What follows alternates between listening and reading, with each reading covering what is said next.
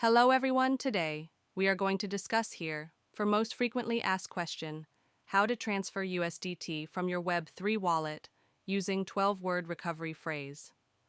Let's understand this step-by-step intro. Got USDT stuck in your wallet? Let's move it safely using your 12-word recovery phrase. Step 1. Install a wallet app. Start by installing a trusted Web3 wallet like MetaMask or Trust Wallet from the official App Store. Step 2. Import your wallet. Never share your 12 words with anyone. Open the app, choose Import Existing Wallet, and carefully enter your 12-word recovery phrase. Step 3. Check USDT and network. Once imported, check your USDT balance and note the blockchain network, Ethereum, BNB Smart Chain, or Polygon. Step 4.